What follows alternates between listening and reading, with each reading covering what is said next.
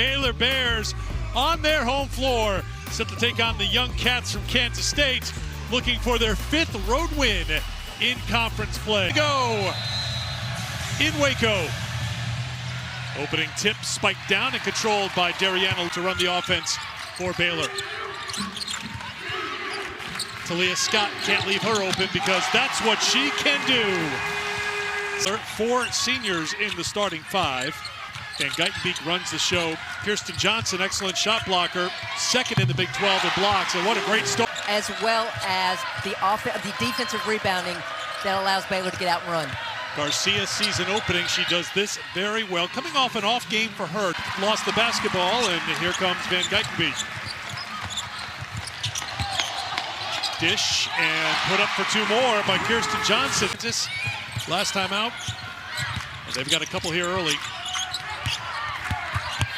Little Paige Bugs. Too easy.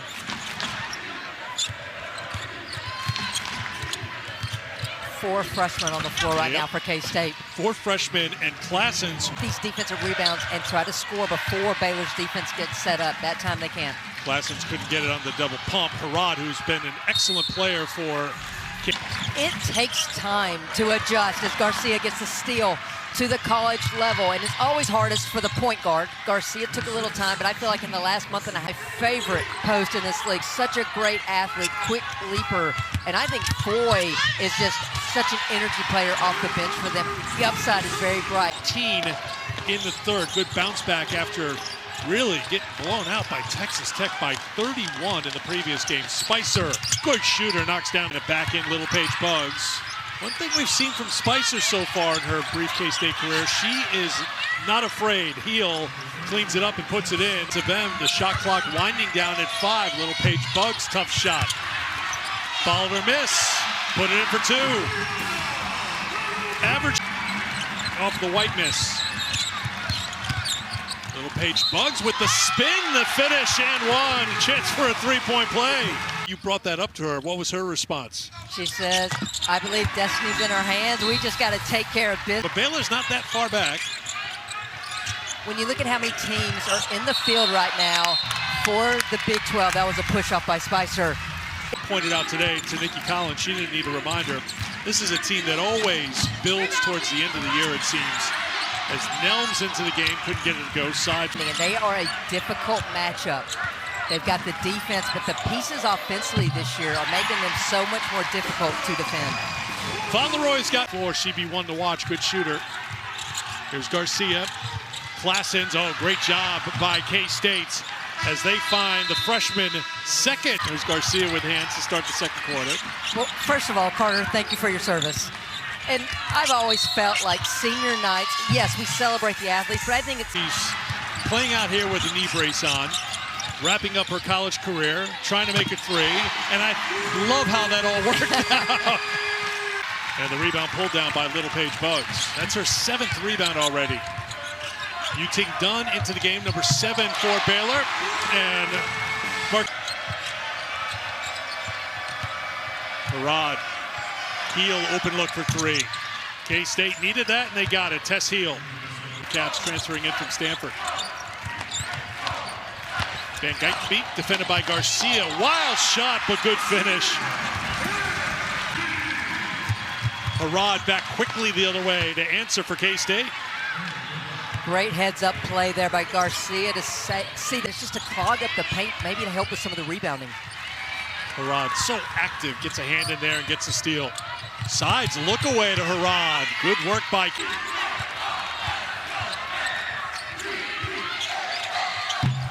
Three-pointer off the mark, on the glass. Now it's rejected.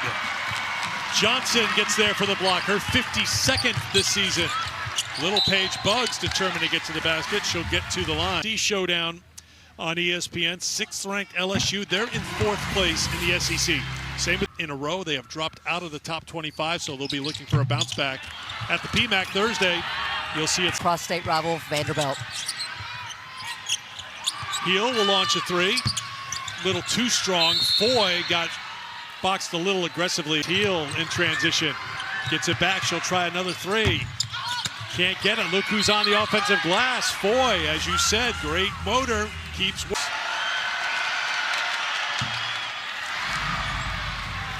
Foy 62%.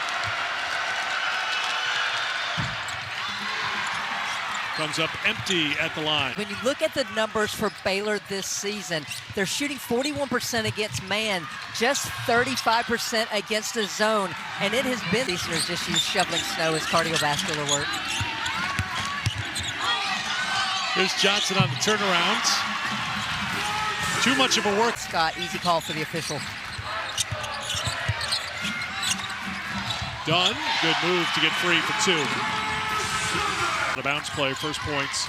She's averaging just under 12 a game, second on the team. Scott launches for three. Too strong, and it. Interesting path for her to get to Manhattan. She was the 30th pick. She's made the trip here to the States. Junior eligible, very versatile player. And now they're learning one another. They're playing at a higher level, and they're playing really good basketball. Foy tries a three, can't get it. Her rod couldn't hold on to it, and it'll be Baylor comes back the other way. Dunn stepped through.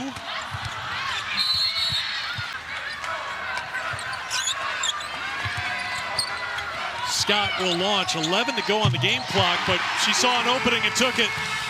It's their first possession. Scott to Little Page Bugs. Open path to the basket for two. Player to player, just keeping the player in front of them. Why is that important?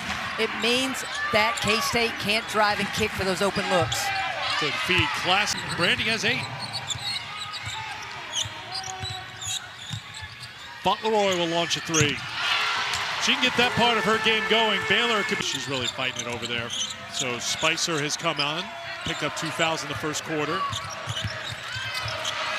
Another good feed. Van Geitenbeek took it away. Turnover number 11 for K-State.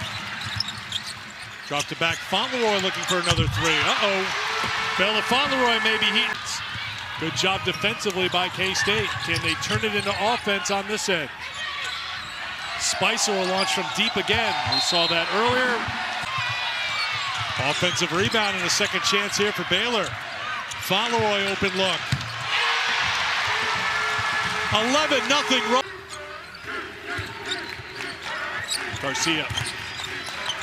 Classens. Good feed. Herod couldn't get it.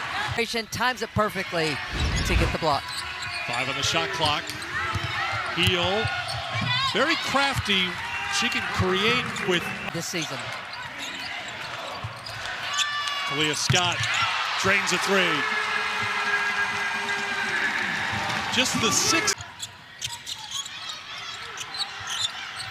Johnson works it outside. Scott, you know her eyes get wide if she's facing a zone. As she.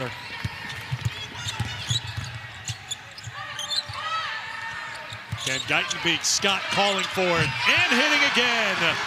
And she's just finding her hot hands around the perimeter right now. 3rd foul on Fauntleroy, 4th team foul. Heel works well inside for 2.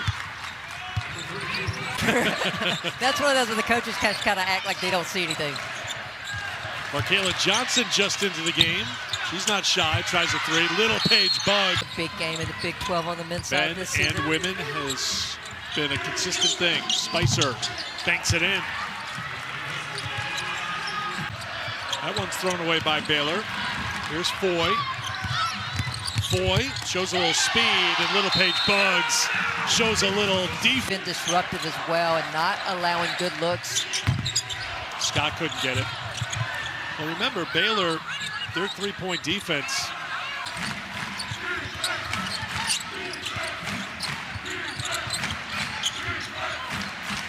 Cotton just into the game, tries it. That will not happen. There's some patience issues for the head coach. Scott, here's Heel. Who's on the offensive glass. A foul. If it's Fauntleroy, that's margin here tonight.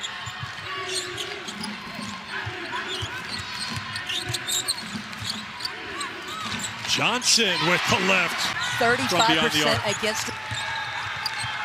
And I can't stress this enough, just how much K-State is missing Terrence Sides on the floor. Yeah, she's a great three-point. She helps them. We called her the grandma last week when we had their game. She didn't like that. No, she goes, I'm only playing at a higher level. Boyd tries a three. That won't drop. Class in third to go. Rogers in conference play. Go on the game clock, but she saw. They turn it over. That's been an issue for Baylor this season. Klassen's back the other way, turns it into 30 in one game against West Virginia. Would be the number. Klassen's another Baylor turnover. Well, Jenna Van Guyton, the starting point guard's not on the floor right now. Clea to the same number for K-State. 4 for Kansas. Points. Take care of the basketball. They get the bucket. They've got to get some production from the bench consistently in the next month of this season. So Scott looking for contact, and she'll go to the free throw line to shoot 3. 7 games with her new team. Got off to a great start. She's kept it going throughout the year. Battled an injury. Spicer back in, rattles into 3. Spicer transition 3. Nice rebound By Foy, who got on the offensive glass, and then a tie-up. Garcia back to Cotton. Cotton changed nicely. Good adjustment to get the basket. K-State's way tonight. Pemberton on the drive. Talia Scott's already got the post-game smoothie going. Or is it a milkshake? I thought it was a milkshake. It could be. Dunn knocks down another one. 3 games in 6 days for both teams. Does the week off. Only 1 game remaining for these 2 teams. Everybody else in the Big 12 has 2. They have a Garcia, 5 on the shot clock. Spicer hits a 3. Foy, 2 minutes to go. Foy couldn't get it. Harrod knocked it out of bounds. They started the game, and this day, we talk about how tight things were. They could have finished anywhere between 6th and 12th in the standings. Nelms puts it in front of a team, but I think you can just throw that out because there's going to be all sorts of lower-seeded teams beating higher-seeded teams, you think, in the tournament. I mean, Gorianova to Brow. Brow looking for the assists, and will get it. Pemberton. Sherrod puts it up, and that will do it. The Baylor Bears win their final home game, 80-54 the final. I think the thing that sticks out most for me for Baylor was the K-State. I just say it again, these freshmen are special, and I'm excited to continue to watch them play. She is. We mentioned the scoring, Roy, with the hot shooting from beyond the 30-point line. 4 for 7 today, 5 for 10 overall from the field. I have